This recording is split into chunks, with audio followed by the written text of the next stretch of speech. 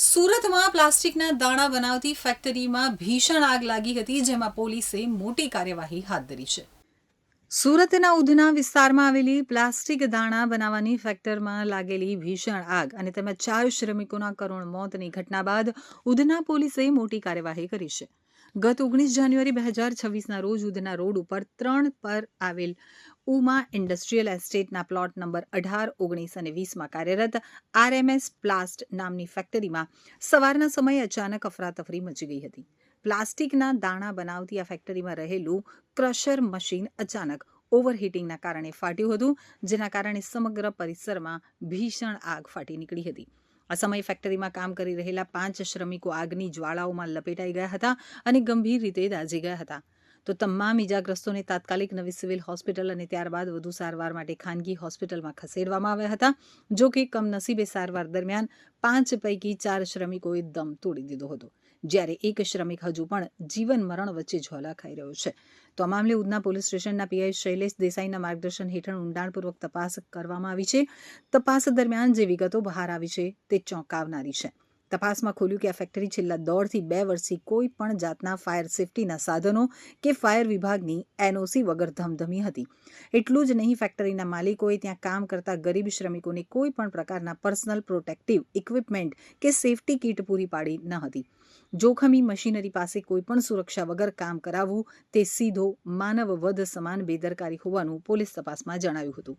શ્રમિકોના મોતના મામલે અને સુરક્ષાના નિયમોના ધજાગરા ઉડાવવા બદલ ઉધના પોલીસે ફેક્ટરીના માલિકો વિરુદ્ધ ગુનો નોંધી તેમની ધરપકડ કરી છે.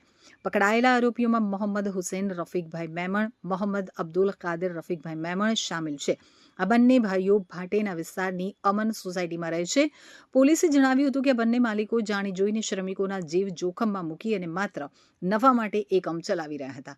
તેમની પાસે ફેક્ટરી ચલાવવા માટેના જરૂરી લાયસન્સ હતા કે નહીં તે દિશામાં પણ હવે ઝીણવટભરી તપાસ ચાલી રહી છે. તો પીઆઈ શૈલેષ દેસાઈએ જણાવ્યું હતું કે ગયા મહિનાની 19 તારીખે ઉધના પોલીસ સ્ટેશનની હદમાં આવતા ભાટેના વિસ્તારમાં આરએમએસ પ્લાસ્ટર નામની ફેક્ટરીમાં આગ લાગી હતી. આ ઘટનામાં 5 શ્રમિકો દાઝી ગયા હતા, જેમને તાત્કાલિક હોસ્પિટલ ખસેડવામાં આવ્યા હતા. પોલીસ દ્વારા આ મામલે ઊંડાણપૂર્વક તપાસ શરૂ કરવામાં આવી હતી. તો તપાસ દરમિયાન જાણવા મળ્યું કે આરએમએસ પ્લાસ્ટના માલિકો ફાયર એનઓસી અથવા ફેક્ટરીના નિયમો મુજબ જરૂરી લાયસન્સ વગર જ આ ફેક્ટરી ચલાવી રહ્યા હતા. આ ગંભીર બેદરકારી બદલ આરોપીઓ વિરુદ્ધ ઉધના પોલીસ સ્ટેશનમાં ગુનો નોંધવામાં આવ્યો છે.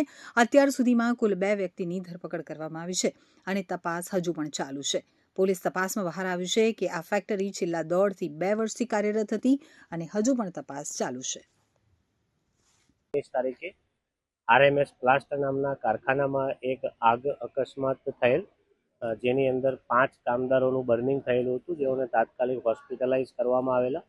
પોલીસ દ્વારા ઊંડાણપૂર્વકની તપાસ ચાલુ કરાતા તપાસ દરમિયાન જે આરએમએસ પ્લાસ્ટના ઓનર છે એ લોકોએ ફાયરની એનઓસી લીધા વગર તેમજ જે ફેક્ટરી રૂલ્સ છે એના પર જરૂરી જે લાયસન્સ લેવાના હોય એ લીધા વગર આ કારખાનું ચાલતું હતું, જેથી તપાસ દરમિયાન ગંભીર બેદરકારી જણાઈ આવતા આરોપીઓ વિરુદ્ધમાં ઉધના પોલીસ સ્ટેશનમાં ગુનો દાખલ કરવામાં આવેલો છે અને કુલ 2 આરોપીઓની ધરપકડ કરી આગળની તપાસ જારી છે. કેટલા વર્ષથી આ કારખાનું ધમધમી રહ્યું?